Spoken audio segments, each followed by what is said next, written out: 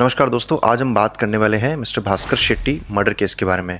Mister Bhaskar Shetty एक businessman थे जिनका most of the time India से बाहर ही टाइम स्पेंड होता था। मिस्टर भास्कर शेट्टी के कुछ रिटेल स्टोर्स के आउटलेट थे जो कि सऊदी अरेबिया में थे और इंडिया में भी उडुपी में उनकी एक होटल थी। अब स्टोरी शुरू होती है 2016 से।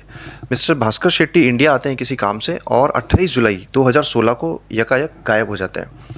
अब नेक्स्ट डे क्या होता है, उनकी जो माँ होती है, उनका नाम होता है गुलाबी शेट्टी, वो उनकी माताजी उनसे कांटेक्ट करने की कोशिश करती है।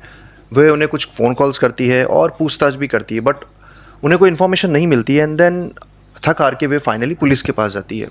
तो जब वो पुलिस के पास जाती है तो वो रिपोर्ट लिखवाती है। पुलिस भी अपने लेवल पे फर्स्ट लेवल पे सर्च करती है, बट पुलिस को कोई इन्फॉर्मेशन नहीं मिलती है। देन पुलिस अगेन उनके पास जाती है एंड जब पुलिस उनसे पूछताछ करती है कि क्या उन्हें किसी पे शक है, तो वे अपने बेटे की बहू यानी भास्कर शेट्टी की वाइफ, जिसका नाम होता है राजेश्वरी, उम्र होती है तकरीबन 50 साल, वो उन पे डाउट जाहिर करती है। और क्या होता है कि भास्कर शेट्टी और राजेश्वरी, उनका एक 20 साल का बेटा भी होता है।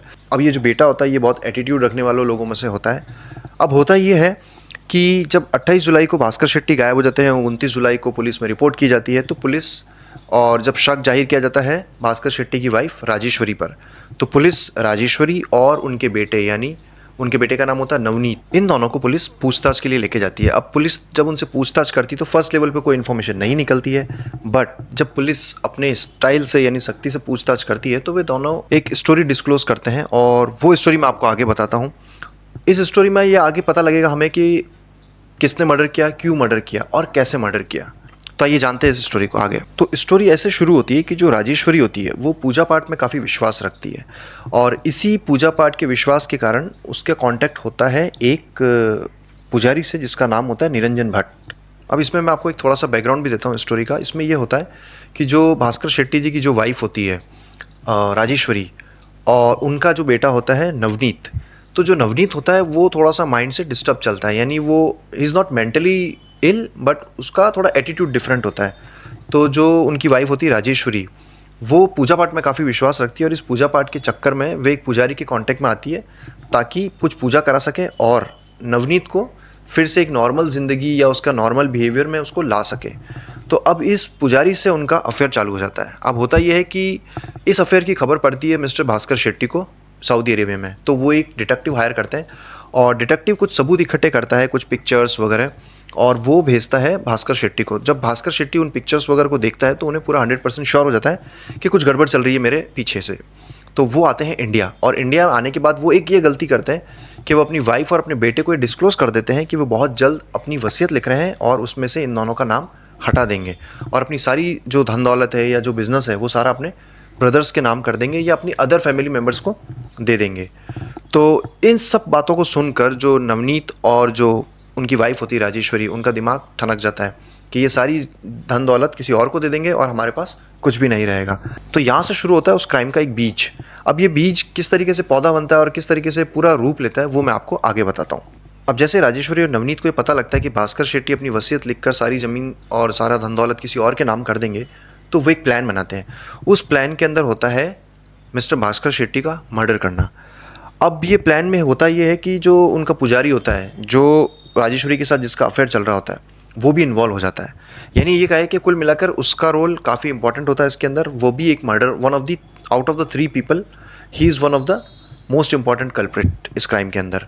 अब होता क्या है कि ये तीनों मिलकर एक हत्या की योजना बनाते हैं। इसमें बहुत सारा समय और प्रयास भी लगाते हैं, लेकिन जब उन्हें एहसास होता है कि भाई ये पॉसिबल नहीं है चीज़ें, तो वो उसे इमीडिएटली मारने की कोशिश करते हैं। लेकिन उससे पहले वे कई बार सोचते हैं कि किस तरीके से हमें इसका मर्डर करना चाहिए। वो काफ़ी सारी प्लानिंग भी करते हैं। इस प्लानिंग में क्या होता है कि जो नवनीत होता है वो अपने पिता को बेहोश करने के लिए क्लोरोफॉर्म हासिल करने की कोशिश करता है, लेकिन जब वो ये काम नहीं कर पाता है तो वो सोचता है कि क्यों ना इन्हें पिस्तौल से गोली मार दी जाए।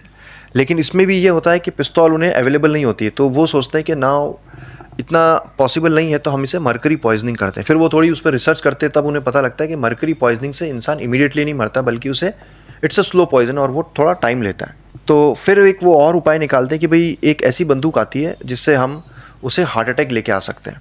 तो किसी को शक भी नहीं होगा और भास्कर शेट्टी की डेथ भी हो जाएगी। बट जब वो ये इंक्वायरी करते हैं तो उन्हें पता लगता है कि ऐसी गन इंडिया में अवेलेबल नहीं है और इमीडिएटली उन्हें मिल भी नहीं पाएगी। फिर इसी बीच नवनीत एक और आइडिया सोचता है कि क्यों ना इन्हें साइनाइड दे दिया जाए, लेकिन साइनाइड भी इजीली अवेलेबल नहीं होता। तो ये सारे आइडियाज़ ड्रॉप करते हैं। फिर होता क्या, 28 जुलाई को all of sudden Bhaskar Shetty decide करते हैं कि वो आज अपने वकील के पास जाएंगे एंड अपनी वसीयत लिख देंगे। तो नवनीत को और उनकी वाइफ राजेश्वरी और उस पुजारी को ये बात पता लग जाती है।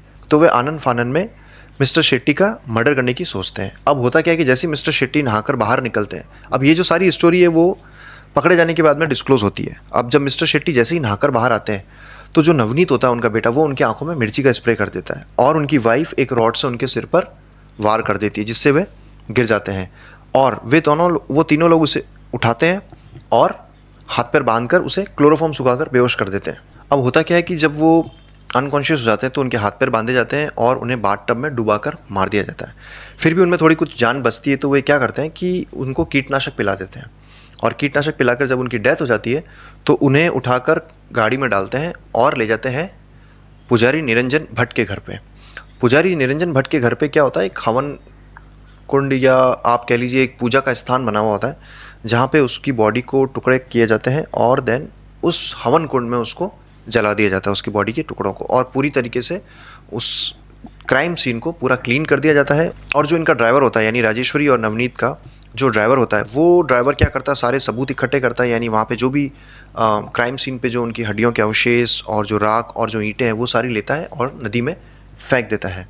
अब होता क्या है कि ये सब हो जाने के बाद पूरी तरीके से साइट क्लीन हो जाती है। अब इस बीच क्या होता है कि जो पुजारी होता है वो अपने माता पिता को अपने घर से पहले ही हटा देता है। वो अपने पिता को बोलता है कि आप माताजी को हॉस्पिटल में भर्ती कर दीजिए, उनकी तबीयत ठीक नहीं है और आप वहीं पे रहिए उनके पास। और फिर बाद में वो बताता है कि इनका फैमिली कोई डिस्प्यूट हुआ था जिसमें भास्कर शेट्टी की डेथ हो गई है और हमने उनका क्रियाक्रम कर दिया है। तो जो निरंजन पुजारी होता है वो अपने फादर को ये क्राइम तो बता देता है, लेकिन उसके फादर ये क्राइम की इन्फॉर्मेशन पुलिस को नहीं देते, इसलिए वे भी इस क्राइम के अंदर डायरेक्टली इनडायरेक्टली इन्वॉल्व हो जाते हैं। अब जिस तरीके से निरंजन पुजारी के फादर की जो इसमें इन्वॉल्वमेंट थी वो संदिग्ध थी, उसी तरीके से ड्राइवर की भी जो भूमिका थी वो संदिग्ध थी। इस बीच राघवेंद्र अपने आप को इनोसेंट साबित करने के लिए एक स्टोरी गढ़ता है, और वो स्टोरी कितनी सच थी या झूठ ये पता नहीं है, बट वो ये बताता है कि निरंजन के घर पे जब यज्ञशाला के अंदर बड़ी बड़ी आग की लपटें उठ रही थी तो वो निरंजन से पूछता है कि यहाँ पे क्या हुआ है।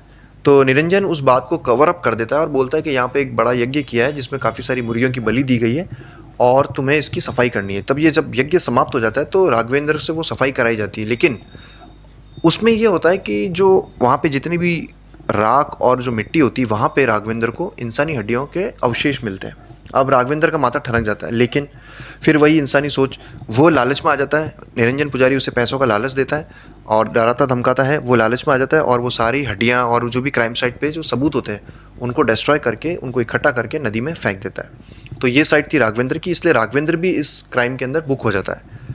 अब होता है कि इन सब होने के बाद में क्योंकि ये एक हाई प्रोफाइल केस था उडुपी का, तो ये ट्रांसफ़र होता है सीबीआई को। अब सीबीआई इस केस को बहुत ही कम टाइम के अंदर क्रैक कर लेती है और 9 अगस्त 2016 को भास्कर शेट्टी की वाइफ यानी राजेश्वरी और उनके बेटे नवनीत को एक होटल से गिरफ्तार कर लेती है। और फिर उसके बाद में नेक्स्ट डे पकड़ा जाता है निरंजन पुजारी और साथ ही साथ राघवेंद्र और निरंजन पुजारी के पिता, जो कि एक्चुअली इनडायरेक्टली इन्वॉल्व थे।